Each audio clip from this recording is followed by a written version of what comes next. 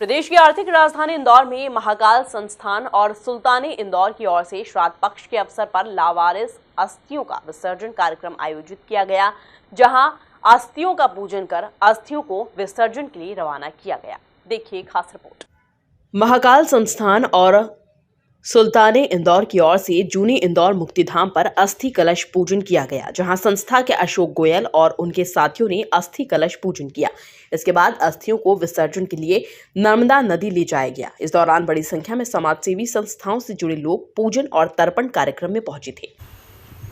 अपनों का लाशों का दाह संस्कार और अस्थियों का विसर्जन तो इस संसार में और इस देश में और प्रदेश में सब करते हैं, लेकिन जो लावारिस है, जो ज्ञात है, अज्ञात है और जिनके परिवार के दाह संस्कार करने वाले कोई नहीं हैं, जिसको कि इस धरती पर अंतिम यात्रा कहा जाता है। और अंतिम यात्रा की विदाई के लिए हमारी ये पूरी टीम महाकाल सेवा संस्थान और सुल्ताने इंदौर द्वारा पिछले 36 वर्षों से ये कार्य किया जा रहा है। करीम भाई के पिताजी जब थे तब से इस कार्य को अनवरत और महाकाल सेवा संस्थान के हमारे सारे पदाधिकारी इस कार्य को करते हैं। आजकल जब कोई व्यक्ति दिवंगत हो जाता है तो उसकी फ्यूनरल में आने के बजाय लोग बोलते हैं हम तो उठाने में जाएंगे, और ऐसी स्थिति में हमारे ग्रुप द्वारा इस कार्य को किया जाना एक इस पृथ्वी पर एक चमत्कारिक कार्य है, जिसको सबको सराहना चाहिए और दूसरे शहर के प्रदेश के लोगों को भी इस टाइप के कार्यों के लिए आना चाहिए।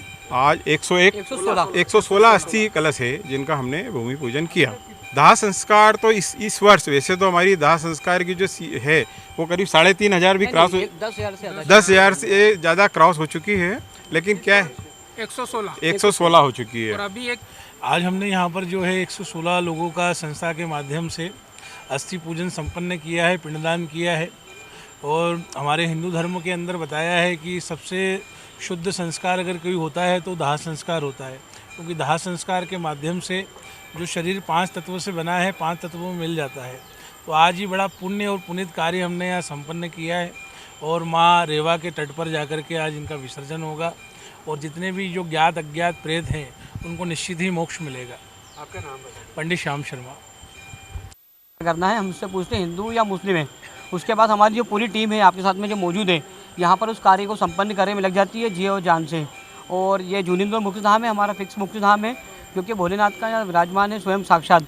उसके बाद हम लोग अस्थियाँ जो है हमारी साल में एक तर्पण पिंडदान करते हैं श्राद्ध के दिनों में, और 11 मार्च को हम लोग सीधे की सीधे पूरी टीम के साथ हरिद्वार जाते हैं, वहाँ गंगा नदी में नदियों को प्रभावित करते हैं अस्थियों को।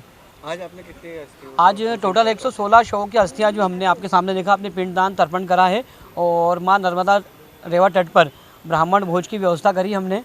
कई बार लिखा है कि ये सिर्फ एक टीम नहीं है, ये एक छोटा भारत है। इसमें हमारी बहनें हैं जो हॉस्पिटल में सेवा देती है, वो क्रिश्चियन धर्म की है, हमारे सरदार भाई है, हमारे जो मेन करीम भाई फिरोज भाई मुस्लिम समाज से, और हम जितने लोग हैं सब हिंदू समाज से, ब्राह्मण समाज से, ठाकुर समाज से। तो जब हमारे पास किसी शव की जानकारी आती है ना, तो सिर्फ एक हम इसीलिए उसका धर्म पूछते हैं ताकि उसकी मुक्ति उसके धर्म के अनुसार हम कर सके। बाकी धर्म और किसी चीज़ से हमारा लेना देना नहीं, हम सिर्फ इंसानियत के पुजारी हैं, महाकाल बाबा के पुजारी हैं। और हमारी सीधी सी एक टैगलाइन है कि शव ही शिव है, और इस मोक्ष कार्य को हम सभी भाई अपनी अंतिम सांस तक निभा। कुल मिलाकर देखा जाए तो प्रदेश की आर्थिक राजधानी इंदौर में महाकाल संस्थान और सुल्ताने इंदौर की ओर से श्राद्ध पक्ष के अवसर पर लावारिस अस्थियों का विसर्जन कार्यक्रम आयोजित किया गया, जहां अस्थियों का पूजन कर अस्थियों को विसर्जन के लिए रवाना किया गया। Bureau report, MP news, Indore.